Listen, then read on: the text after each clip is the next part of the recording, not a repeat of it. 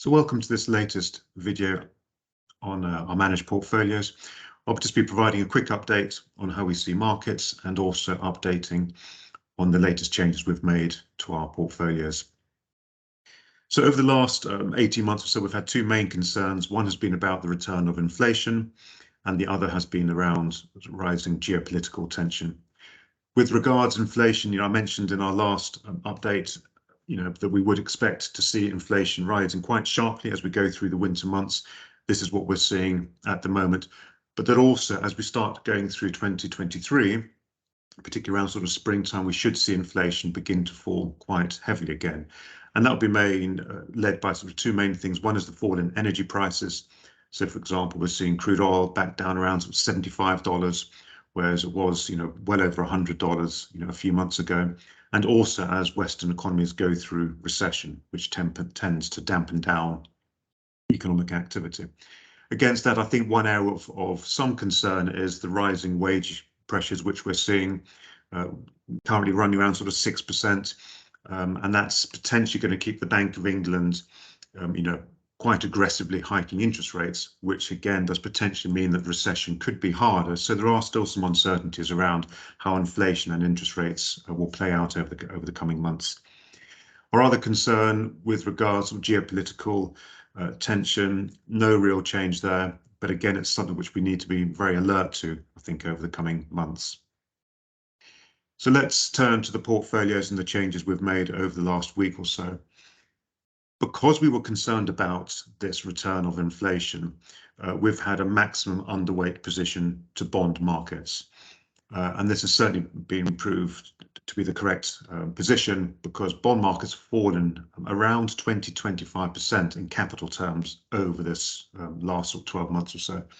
So a year ago, you could get maybe 0.5% to 1% income, but with inflation running at sort of 3 to 4%, we just felt that's very unattractive.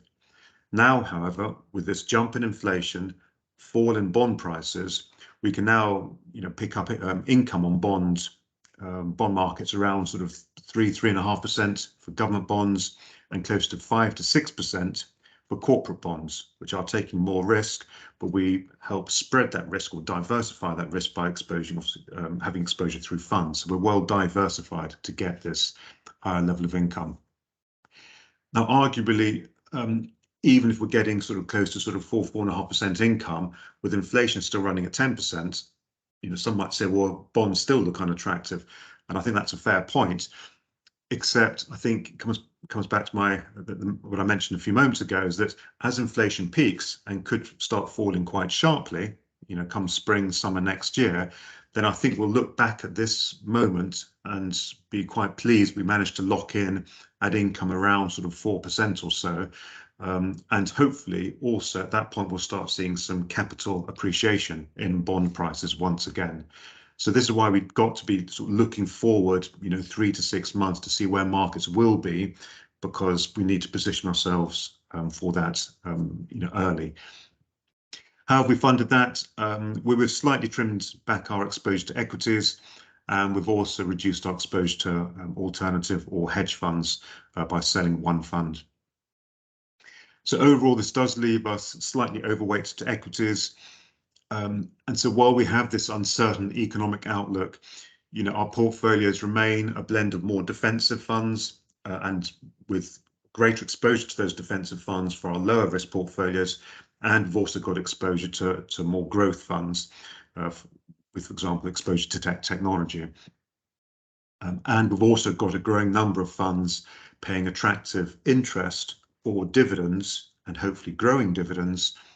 So this means that while we're receiving some very respectable income, while we wait for some of the uncertainty to lift, and that's what we need next over the next few months. We need some of these clouds of uncertainty to start lifting, such as this improvement in the outlook for inflation. And then as soon as we got that sort of greater visibility, confidence can return, and then markets can start resuming their upward trend, which we do expect at some point later in sort of 2023. So I hope this was a useful update. For now, that's all from me. I hope you stay warm and have a relaxing Christmas, and talk to you in the new year. Thank you.